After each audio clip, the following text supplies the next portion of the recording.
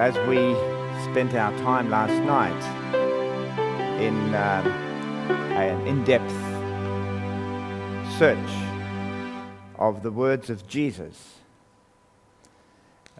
we came away, I'm sure, with abundance of proof that the seed of the veterans of the Second World War, that generation will not pass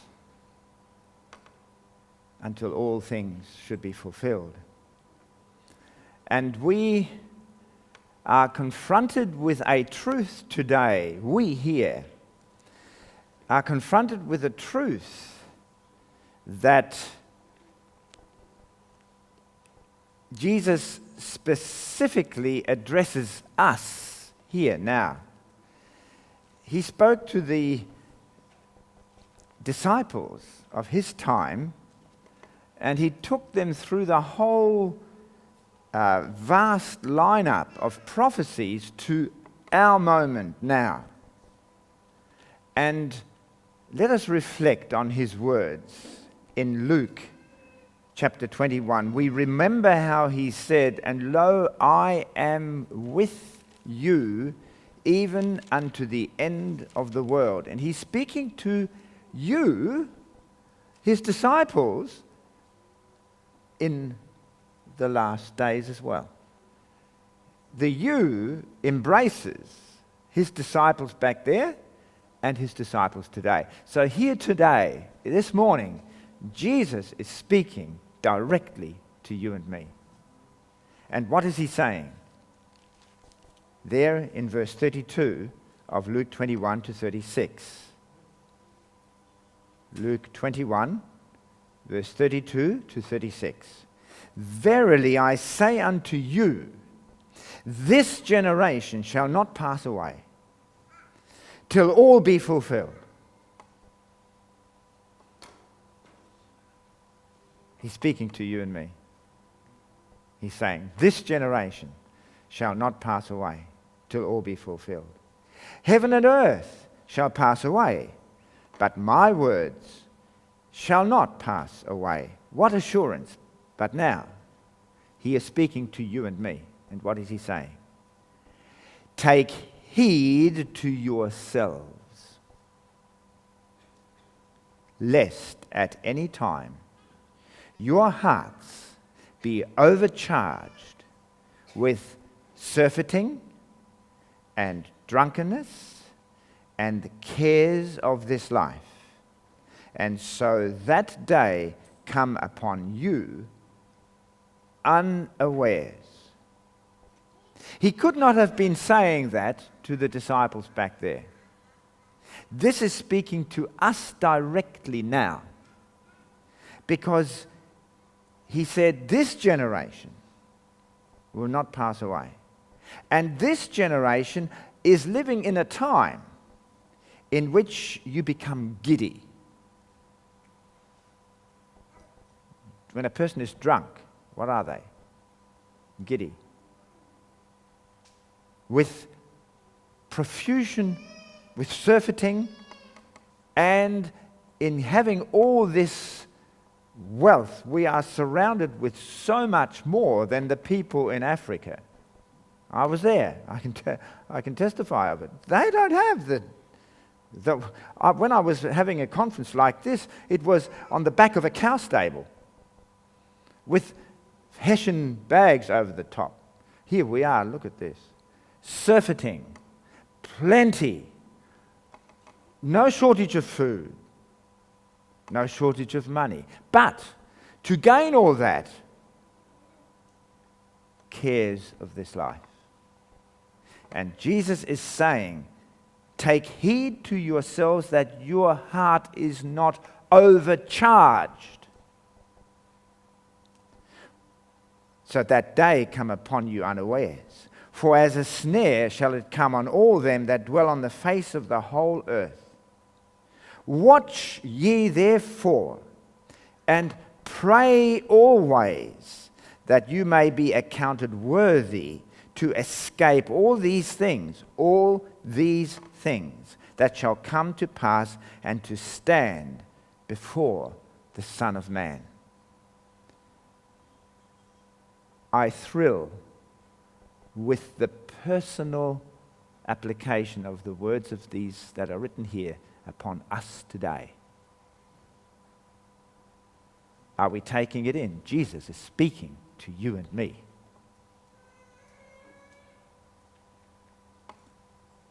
And to us directly applies the warning. And if you come over to Matthew 24, the warning is there with some other material to... I like the way that all the different Gospels highlighted certain points, and then if we bring them all together, they get the whole picture of what Jesus said. In Matthew 24, 42 to 44, he says, "Watch therefore, for you know not what hour your Lord doth come. But know this, that if the good man of the house had known in what watch the thief would come, he would have watched and would not have suffered his house to be broken up. Therefore be ye also ready, for in such an hour as you think not, the Son of Man cometh."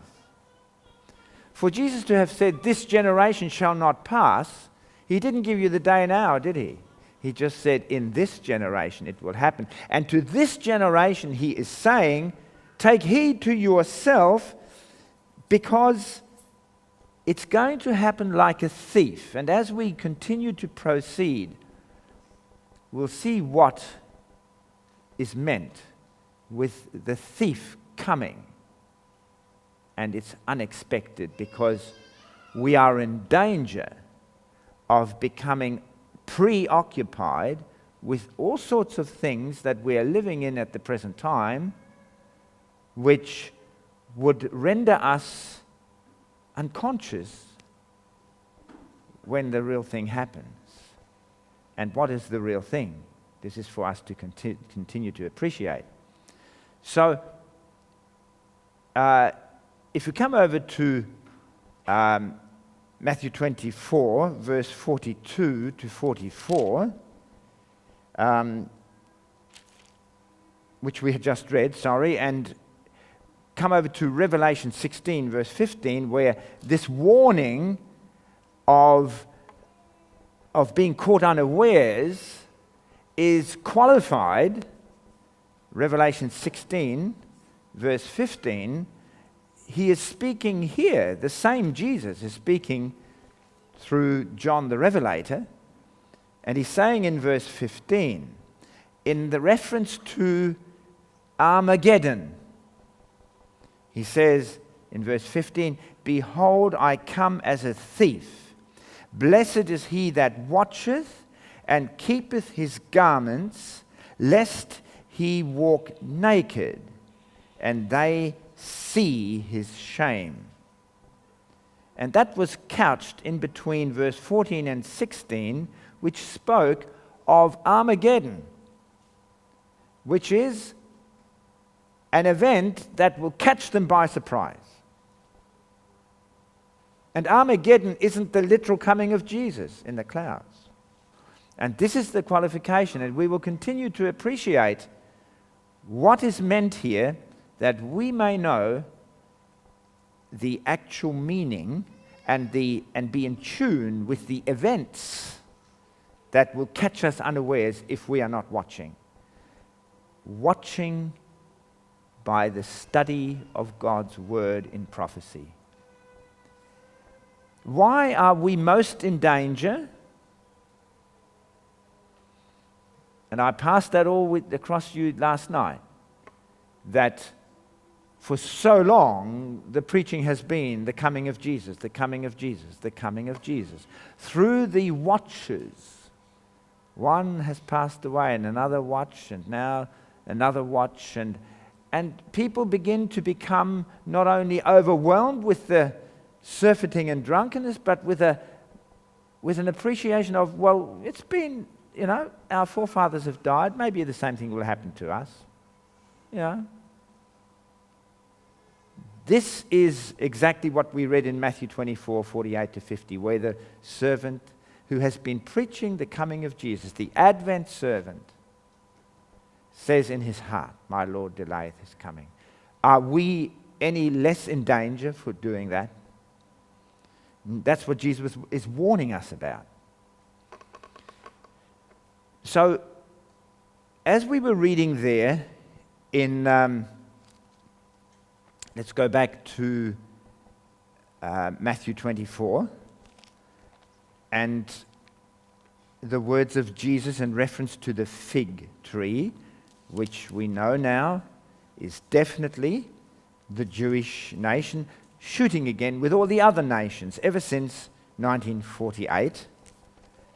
And here in verse 32, we reiterate this, and we want to reflect this hour on that last part of verse 34. Now learn a parable of the fig tree. When his branch is yet tender and putteth forth leaves, you know the summer is nigh. So likewise ye, when you shall see all these things, know that it is near, even at the doors. Verily I say unto you, this generation shall not pass till all these things be fulfilled. Our focus is all these things. What is Jesus speaking of? All these things will be fulfilled. What is comprised by all these things? It sort of opens up a mind question of, Lord, how many things are you talking about? Jesus had outlined the events that they had asked the question on, what is the sign of your coming? And he had outlined the experience of this planet from their time right through to the end.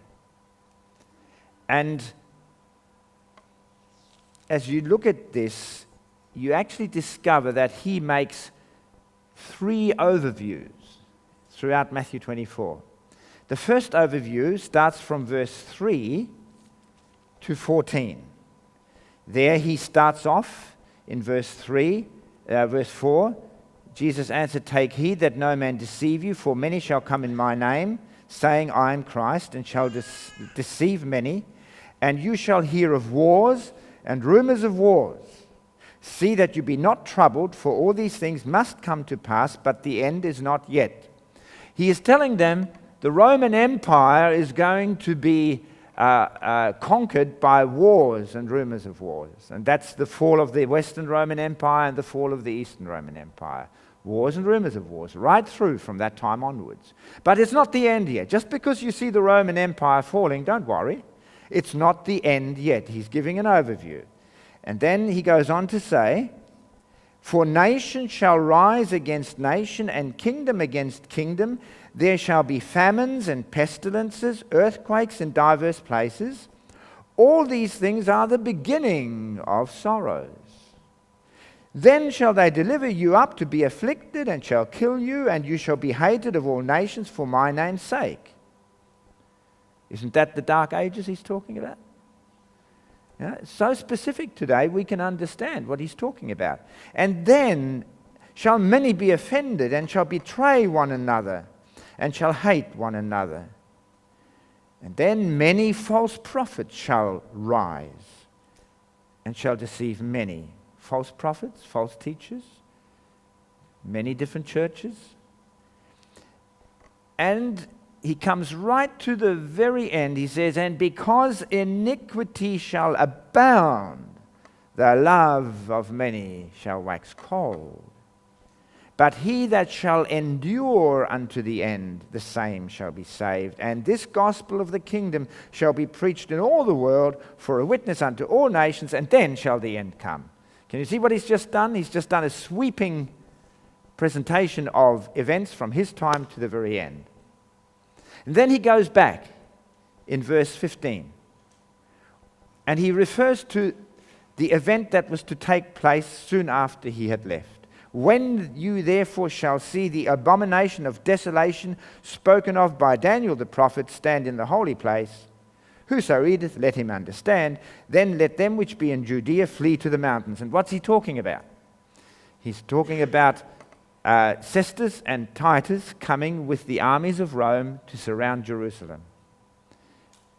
So he started right back from their time again. And then he continues. He describes how they must not, as soon as they see the sign, they must escape.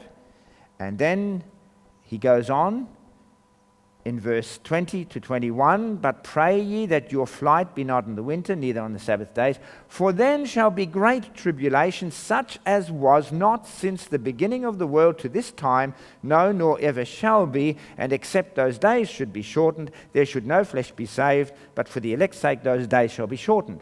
So from the time that they were escaping Jerusalem, there would be the pagan persecution, and then there would be the papal persecution, in an overview that he gives here. And those days should be shortened. Otherwise, there would be no Christian left anymore. Then verse 23. Then, if any man shall say unto you, Lo, here is Christ, or there, believe it not.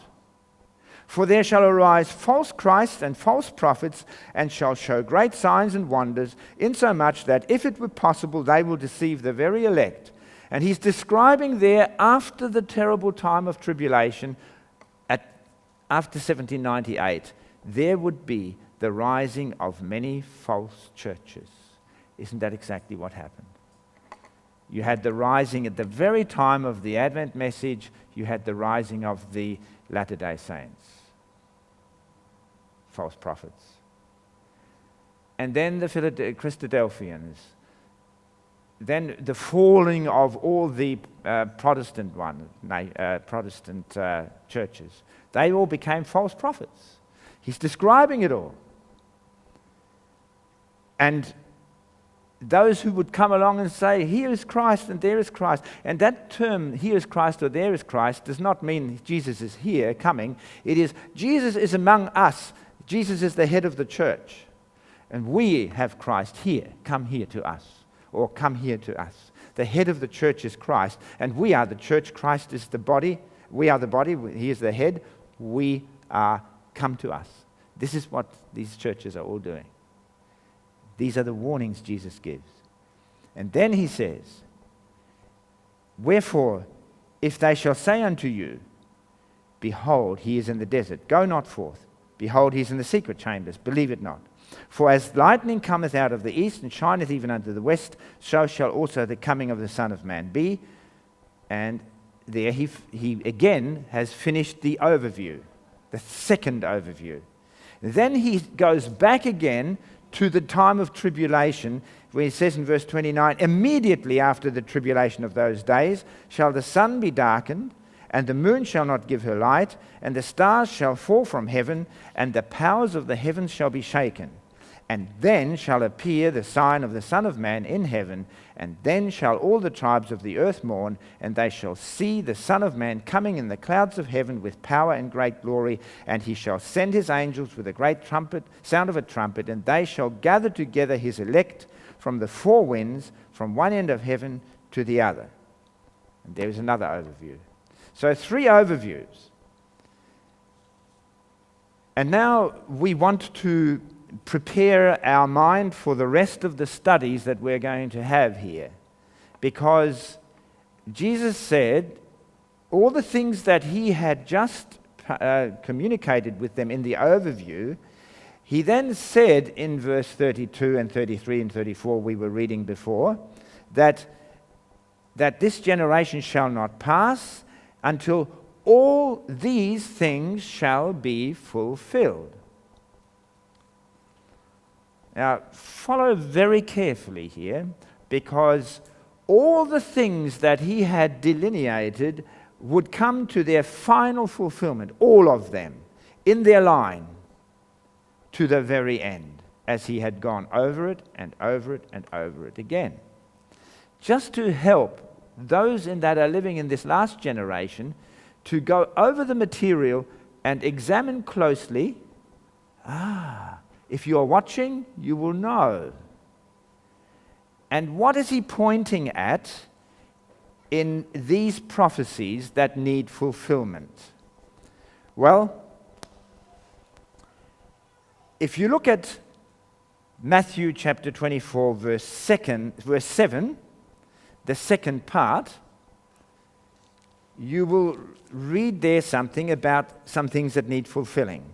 It says, "And there shall be famines and pestilences and earthquakes in diverse places."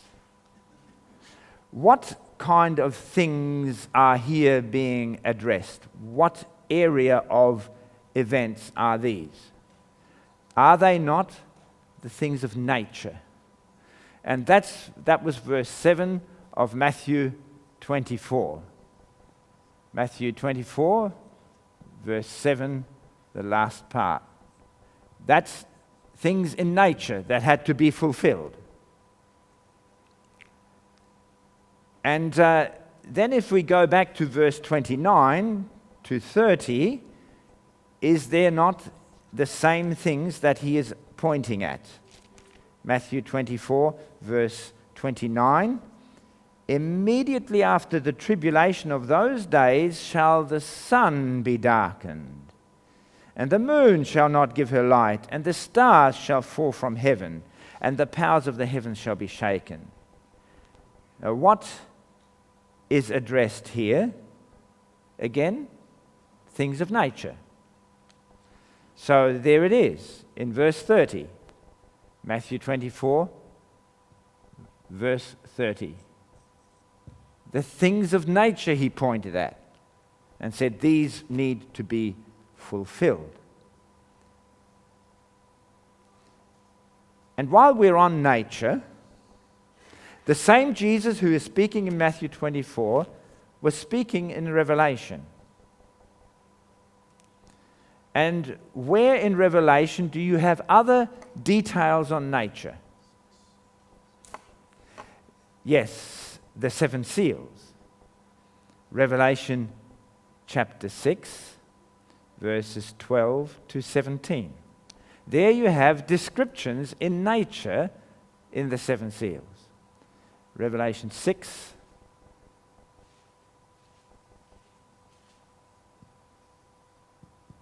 verses 17 through to 12 to 17.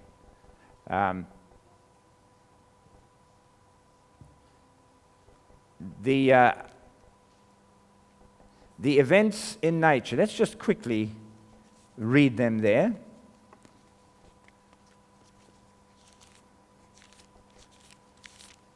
Revelation 6, reading there, verse 12. "I beheld when he had opened the sixth seal, and lo, there was a great earthquake, and the sun became black as sackcloth." The same things that Jesus spoke about in Matthew 24.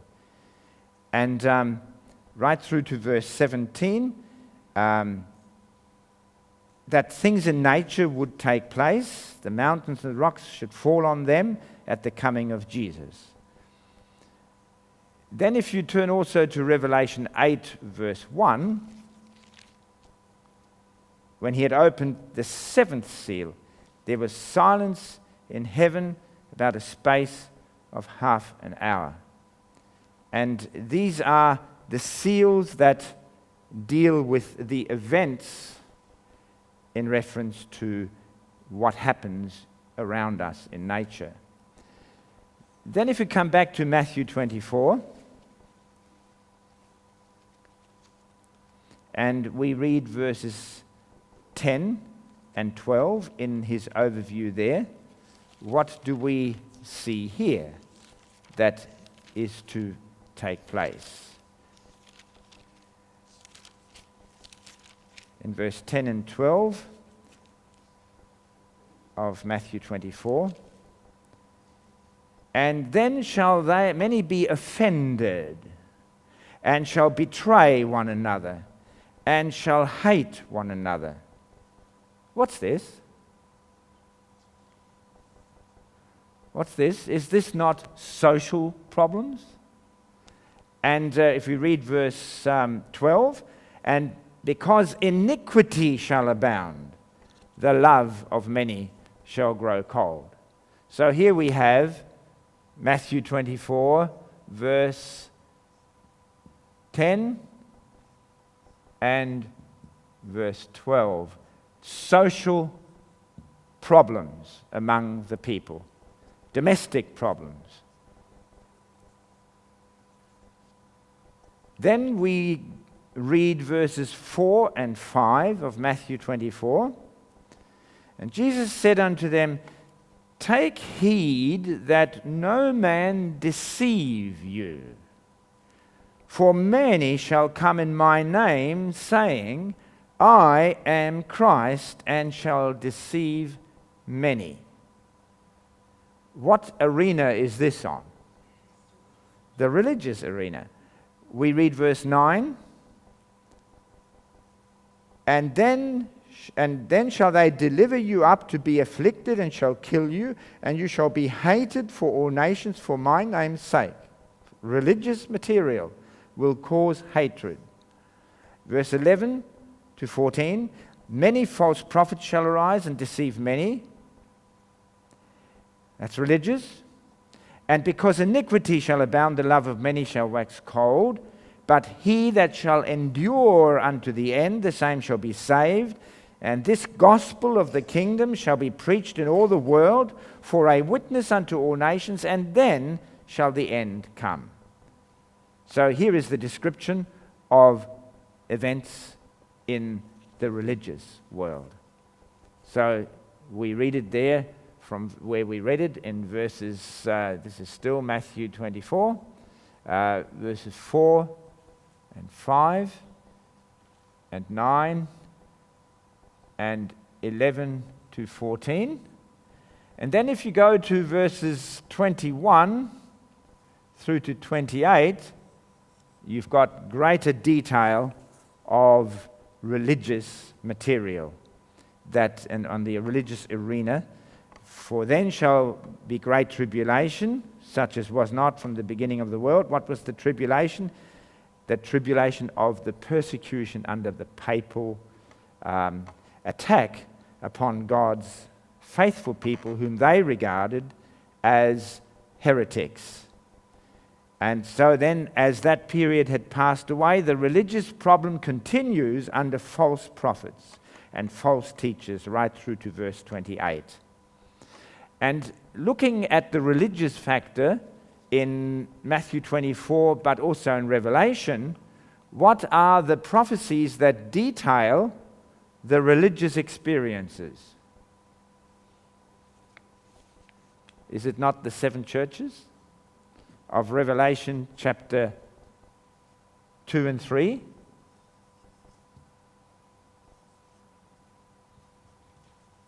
The seven churches.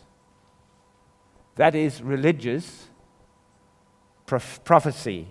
And if you look at the seven seals of Revelation 6, is there any religious material in that one?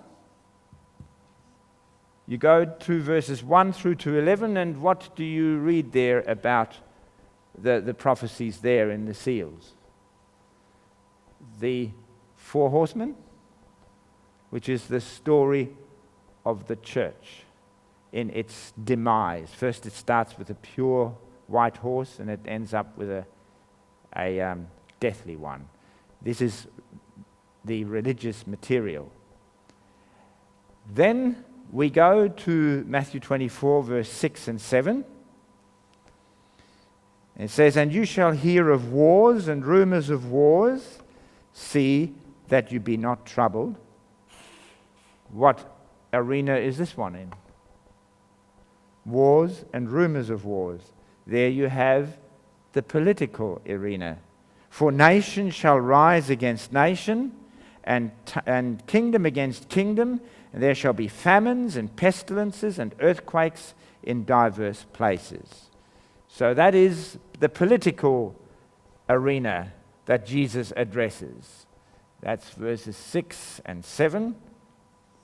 And if you go then to verses 15 through to 20, there we see, as we have been reading it already, that Jesus again addresses the political or the national attacks.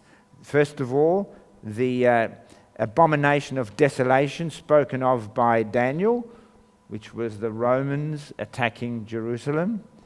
In continuation to verse 20, he describes the need to flee away from the destruction of that war. And where in Revelation do you read of warfare? Is it not the 7 trumpets? Yes? And where are they found? That's Revelation 8 and 9. 7 trumpets. And that is all to do with warfare, with political scenes. And then you go to the book of Daniel.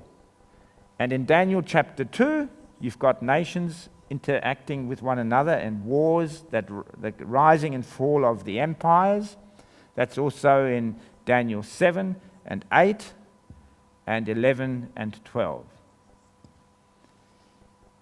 So Jesus covers all these things. This is the scope of our continuing study here. To investigate all those things for us in this last generation. Because all these things will be fulfilled in this generation. In other words, the things that have happened in the past continue to unravel for the things that haven't happened yet. And when we come to this generation, it will see everything completely fulfilled. This is what this conference is about. And what we want to do is to glean the impact at this time of all these things relevant to our generation as we look at it there and focus in Matthew 24, verse 29 and 30. The words that were uttered there: immediately after the tribulation of those days shall the sun be darkened, and the moon shall not give her light, and the stars shall fall from heaven, and the powers of the heavens shall be shaken, and then shall appear the sign of the Son of Man in heaven. Now, you've got verse 29 speaking of those signs of the sun and the moon, the earthquake, etc., and then the coming of Jesus. Matthew, verse 29 and 30, in between 29 and 30, where are we? Are we not in between verse 29 and 30? And if you go to Revelation 6, in that 6th plague, Revelation 6, rather the 6th seal, Revelation 6 there, verse 12 to 14, we have exactly the same picture there. Where are we? Revelation 6, verses 12 to 14. And I beheld when he had opened the 6th seal, and lo, there was a great earthquake. And the sun became as black as sackcloth of hair, and the moon became as blood, and the stars of heaven fell unto the earth, even as a fig tree casteth her untimely figs, when she is shaken of a mighty wind. And the heaven departed as a scroll when it is rolled together, and every mountain and island were moved out of their places. The kings of the earth and the great men and rich men and so on are crying for the rocks to fall upon them. Where are we? In between, the same thing, in between verse 13 and 14.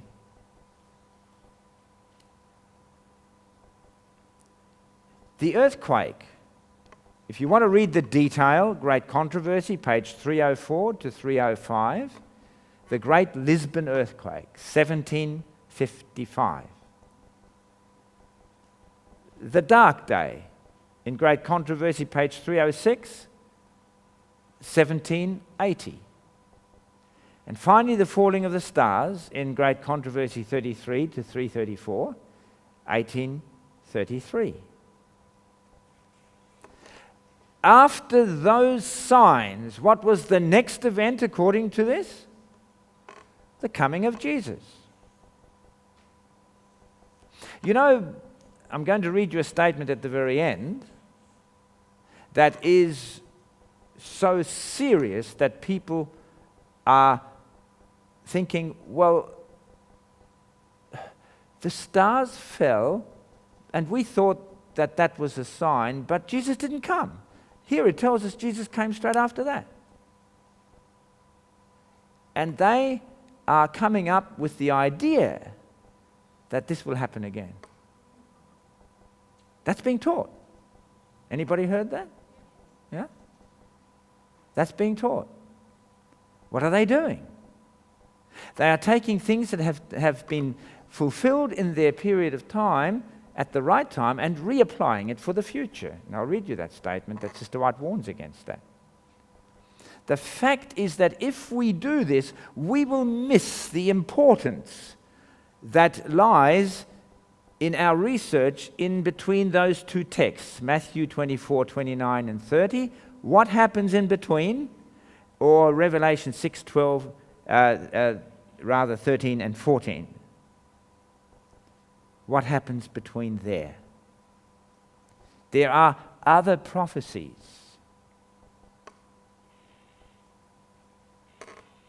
So we who dwell between those two texts, we are in need of watching carefully and studying according to God's direction.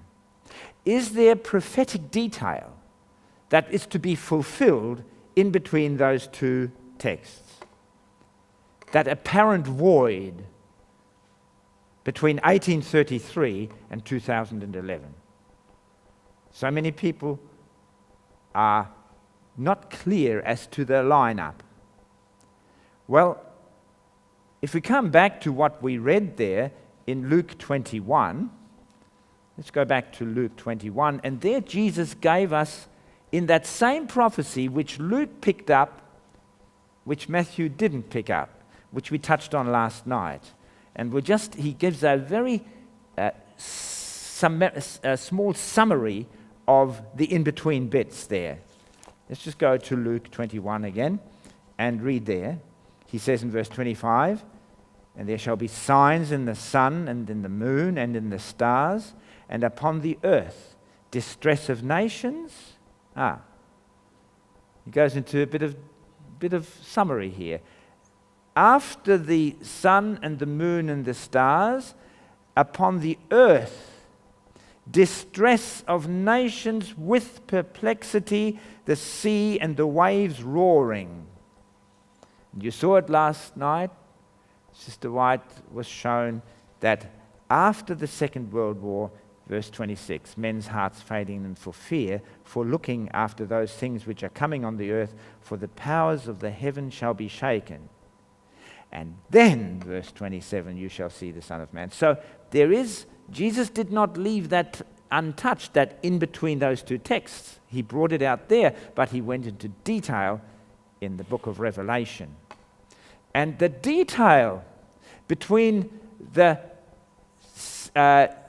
go over there where we were reading in the sixth seal, the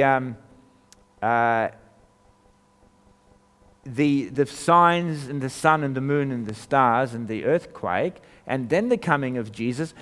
we come in Revelation chapter 7, and there is a prophecy that fills in between those two texts that I was posing before. Revelation 7, verse 1 to 4. There you have the angels with the winds of strife, ready to let go. That is the coming of Jesus, the final scenes. They're about to let them go, and the angel cries, hold, hold, until we have sealed the servants in their forehead. There is an experience between the two verses of Matthew 24, verse 29 and 30, and Revelation 6, 13 and 14. We have an event there that fills in the gap.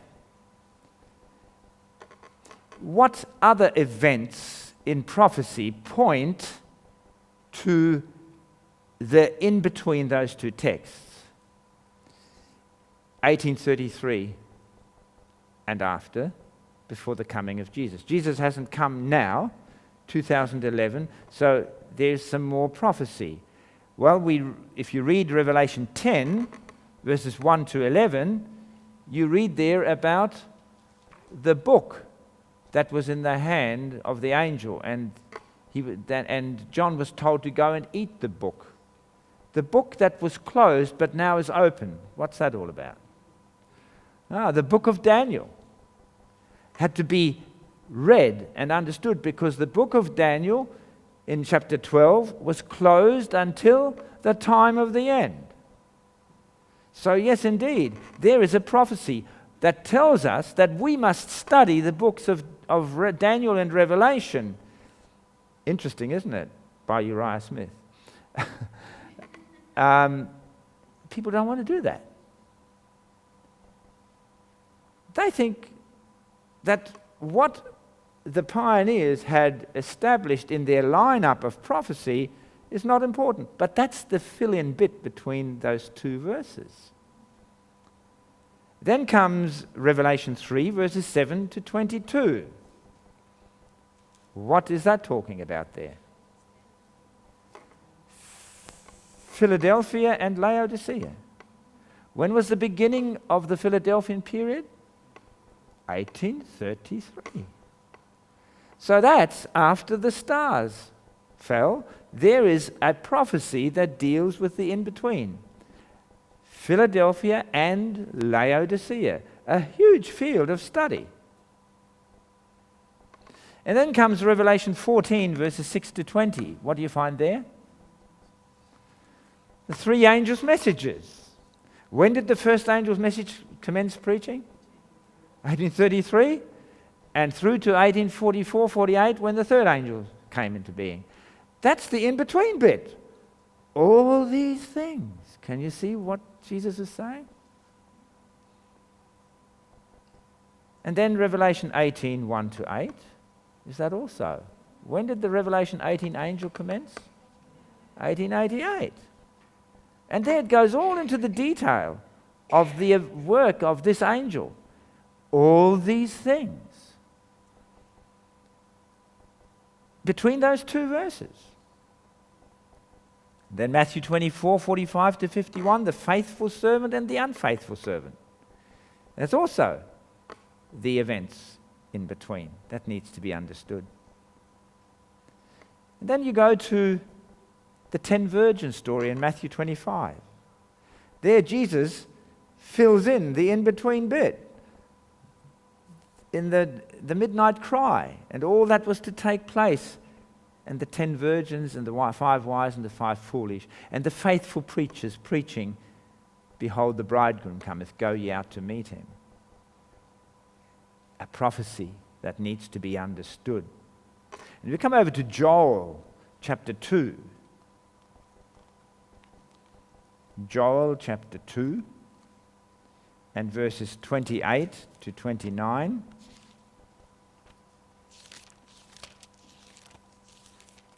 Joel 2, 28 to 29.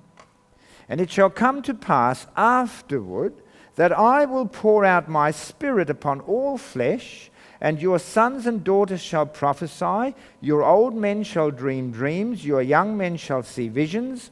Also upon the servants and upon the handmaids in those days will I pour out my Spirit.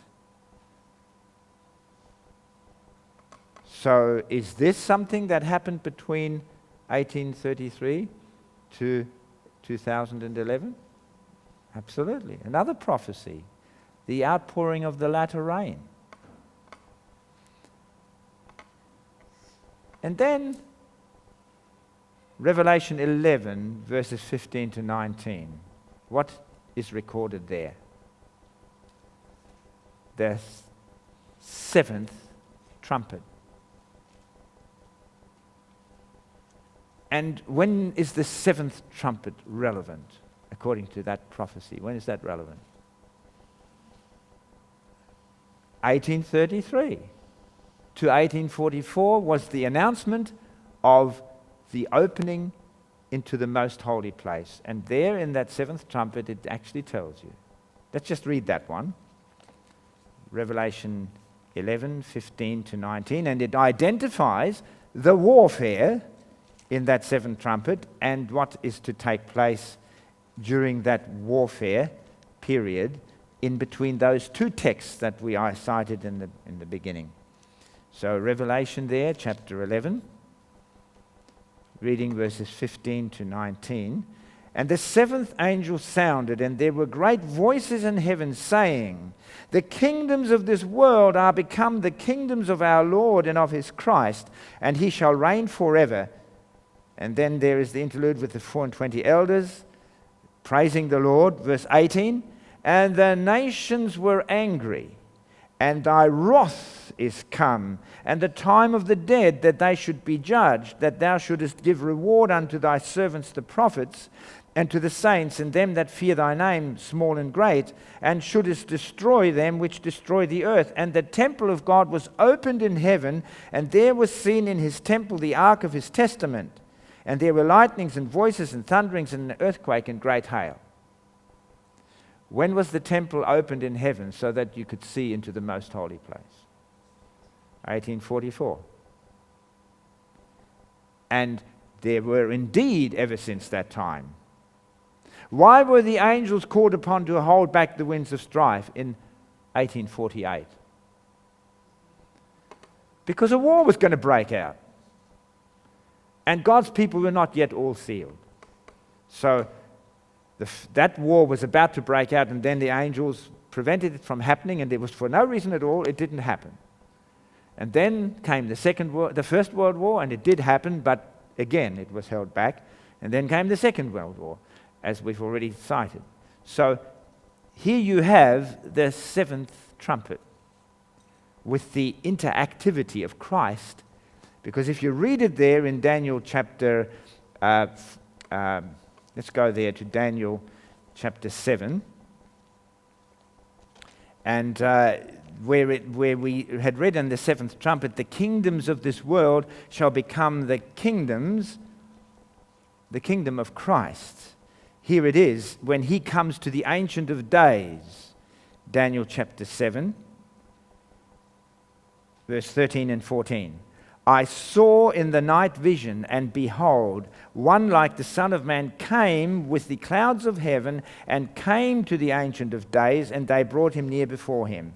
And there was given him dominion and glory and a kingdom, that all people, nations, and languages should serve him. His dominion is an everlasting dominion which shall not pass away, and his kingdom that which shall not be destroyed. That was the seventh trumpet. During the period of Jesus in the most holy place, there were the events of the unfolding of nations fighting with one another until finally they became subject to Christ. We'll be going into all that detail, but this is why I'm going through this. That we will see what Jesus meant when he said, all these things shall be fulfilled in that generation. What a vast field of illumination that God has given. And I want to pause here for a moment, brethren. We are living today in a time occupation of many, even among the independents of Seventh-day Adventism, where they are conspiracy, what? Theories. And they make those conspiracy theories their studies. Say, what we're going to be spending here, we won't even touch them and we'll know much more than them. Because what Jesus has pointed out to us in his beautiful descriptions of the last days in this generation, you don't even have to listen to the conspiracy theories. Because some of them are notions and some of them fall into line. And what you need to know is the sharp realities of what Jesus has said. That's all. That's all we need to be occupied with. Because if we will just uphold the beauty of God's word, we will be able to hide away from the radar of those who will persecute us unnecessarily. Today at this conference, during these next few days, we are going to see details that are far more thrilling than conspiracy theories. But people seem to be charged up with those things. Don't get yourself deceived. We've got something far more valuable in the words of Jesus. So there we have the plagues, Revelation 16, 1 to 21. Another detail between the two verses. And then Daniel chapter 12, verses 1 to 3. Jesus finishes his work, which is previous to the plagues. It opens up the field of the plagues. And so we can go on, etc., etc., prophecy after prophecy that Jesus has given. And if we will study those prophecies, and that's what Jesus says, watch. Don't go to sleep. Study and understand the details. And you will know precisely where you stand. You don't have to get sidetracked by anything else. Jesus said, all these things shall be fulfilled in that generation. There's a lot of detail in all these things that this generation must watch out for and correctly understand the experience of them. Because Jesus said, take heed to yourself. Because if you're not aware of all those prophecies, you will get caught out. And I mean it. You'll get caught out. My peers, when I went to a Seventh-day Adventist school, we were all under the same teachings. We went to the big public outreaches by different preachers, George Burnside, John Colthart. And I went to the same meetings with them. And they sat there like I sat there, and I was going, wow, that was powerful, because they still preached correctly at that time on the prophecies. And then those young people were bored stiff. And they didn't think that those prophecies were important anymore. And they fell out of my area of fellowship. They are now coming up. My generation of preachers are preaching totally different to me. But we heard the same things from those old preachers. HMS Richards, world evangelist. He said, when he preached, before he went up and did that magnificent presentation, he said, before every time I went up there, I studied Daniel and Revelation by Uriah Smith thoroughly, again and again and again, to present the pure reality. He preached Daniel and Revelation by Uriah Smith. That was when I was a youth. Where are they today that preach the same thing as I preach? I'm only preaching what had been given to me by the older ministers. Are we watching? That's the problem.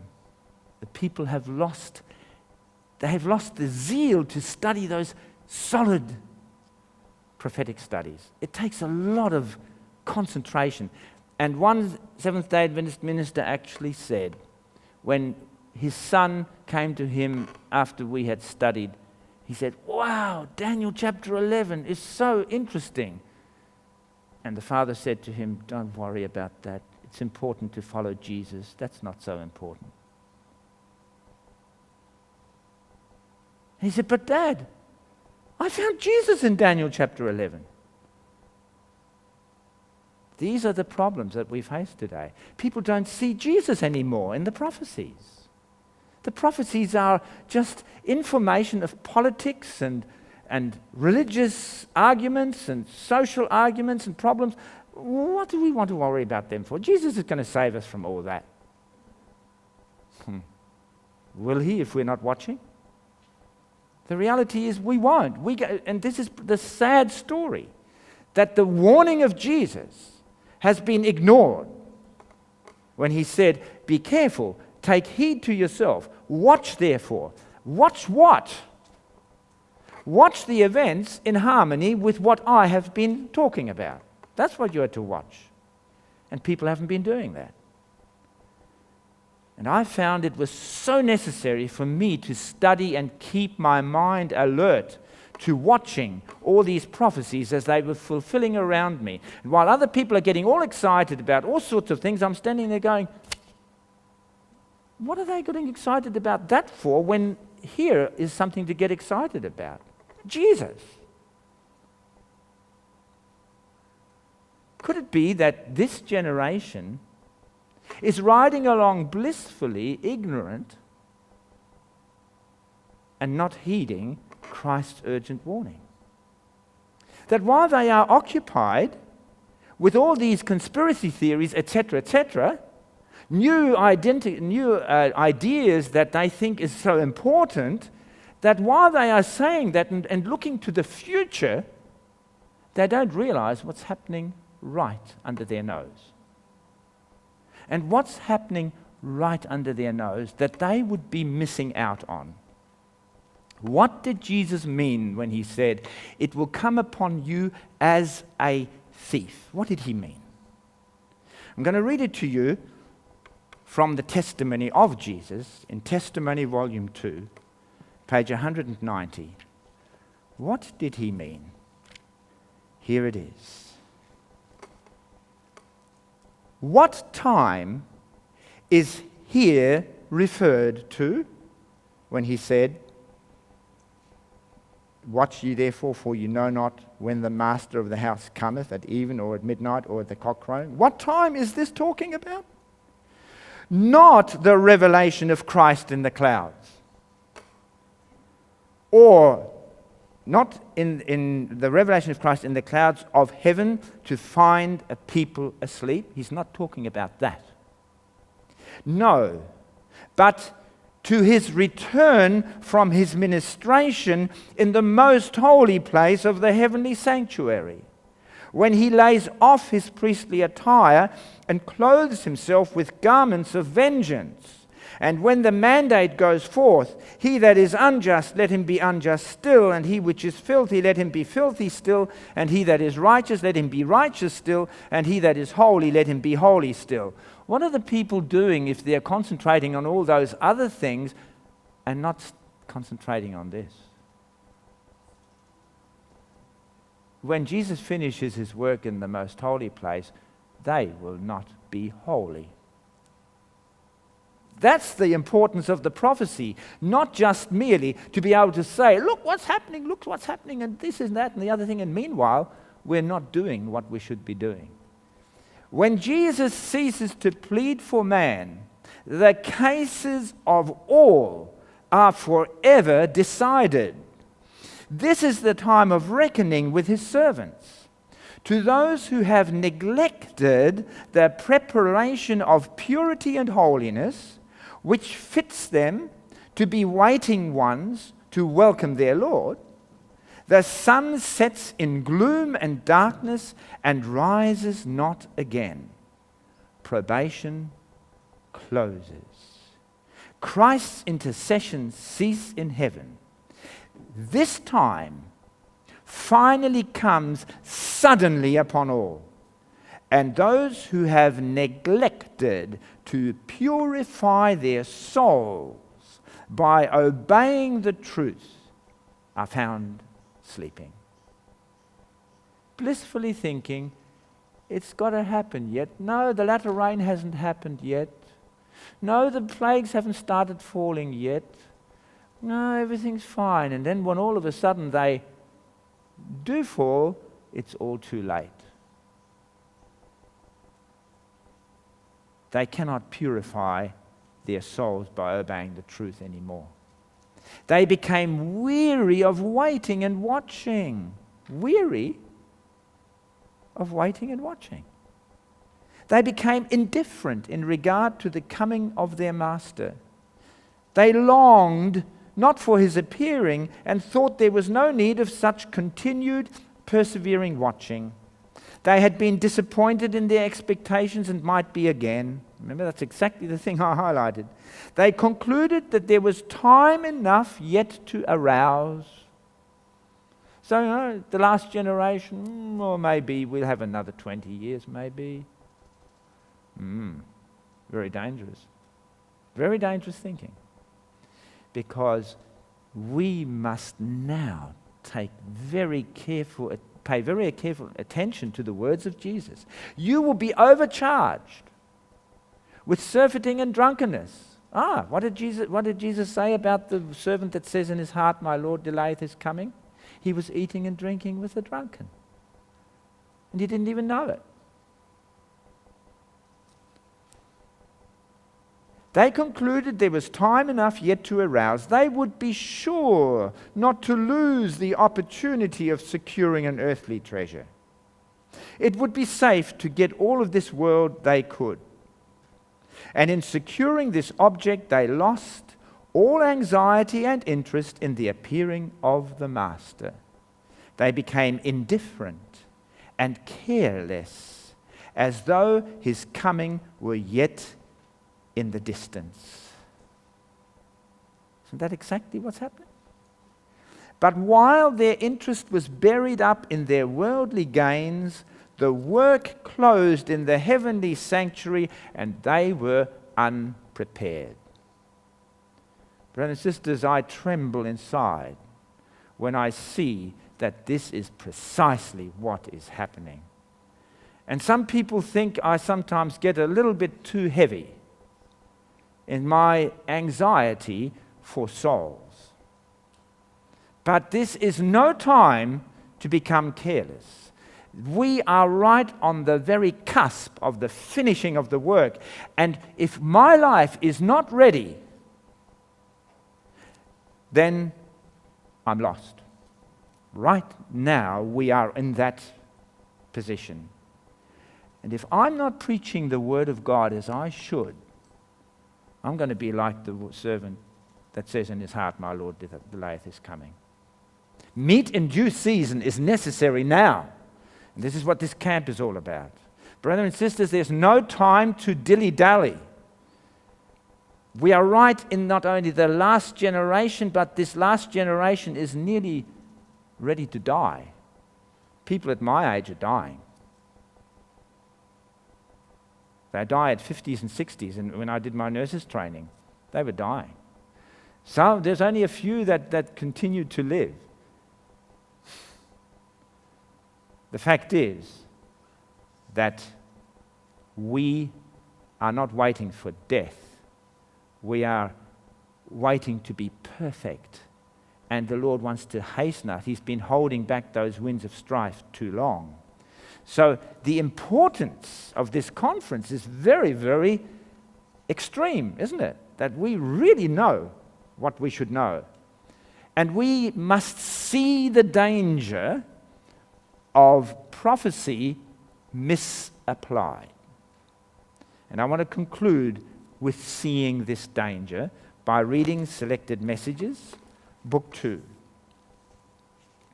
Selected Messages, Book 2, page 102, Book 2, page 102, paragraph 1 onwards. It says, There are those now living who, in studying the prophecies of Daniel and John, received great light from God as they passed over the ground where special prophecies were in process of fulfillment in their order. They bore the message of time to the people. The truth shone out clear as the sun at noonday. Historical events showing the direct fulfillment of prophecy. What was one of those historical events? The Great Lisbon earthquake. The dark day, the falling of the stars, and the events that I had been touching on. These were clearly brought out in their time, in their process of fulfillment. Historical events showing the direct fulfillment of prophecy were set before the people, and the prophecy was seen to be a figurative delineation of events leading down to the close of this earth's history. The scenes connected with the working of the man of sin are the last features plainly revealed in this earth's history. The people now have a special message to give to the world, the third angel's message. Those who in their experience have passed over the ground and acted a part in the proclamation of the first, second, and third angels' messages are not so liable to be led into false paths as are those who have not had an experimental knowledge of the people of God. What's that telling us? Upstart John Thiel had better listen to them. Because I didn't have their experience.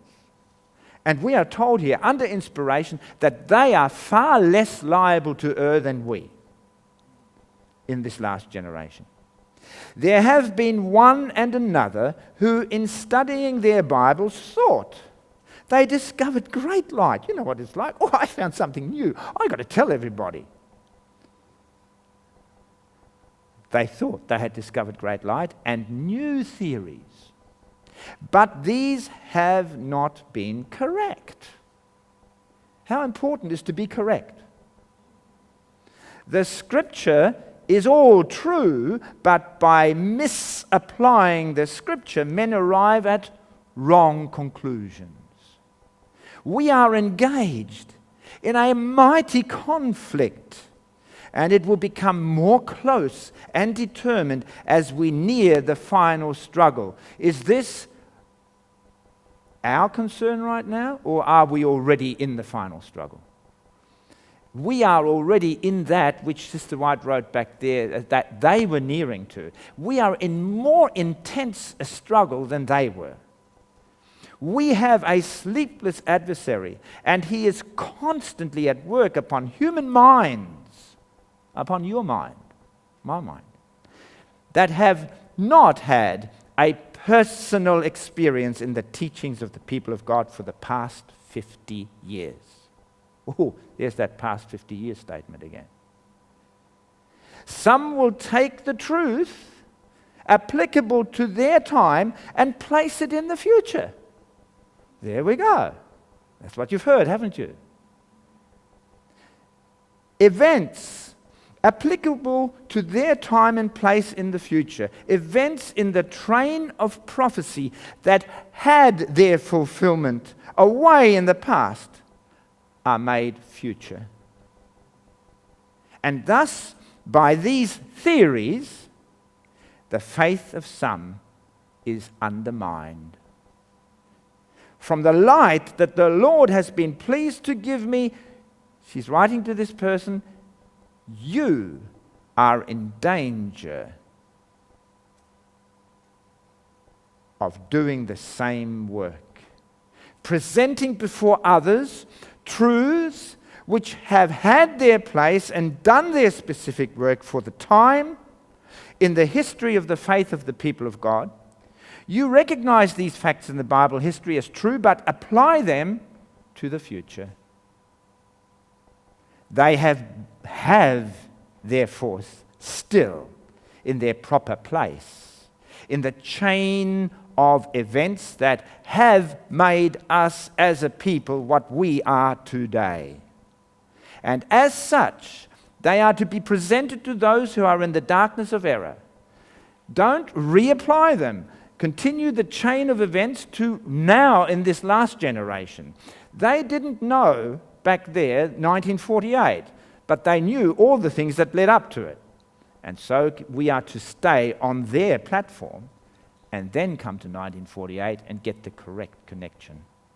The true workers of Jesus Christ are to cooperate with their brethren who have had an experience in the work from the very rise of the third angel's message. Are we cooperating with them? That's what our responsibility is. These followed on step by step, receiving light and truth as they advanced, bearing one test after another, lifting the cross that lay directly in their pathway. Because if you follow these truths, you will meet Jesus and you will meet the cross. You will make an experience in these truths. And they pressed on to know the Lord, whose goings forth are prepared as the morning. This is why it's so beautiful what we've heard in the introduction already. We need to know the Lord. And only as we know the Lord in conjunction with the prophecies can we be safe. You and other of our brethren must accept the truth as God has given it to his students of prophecy, as they have been led by genuine living experience, advancing point by point, tested, proved, and tried, until the truth is to them a reality. So what are we to do today? We are to accept the truth that God has given to those before us and make that truth our own experience. From their voices and their pens, the truth in bright, warm rays has gone to all parts of the world, and that which was to them testing truth, as brought by the Lord's delegated messengers, is testing truth to all to whom this message is proclaimed.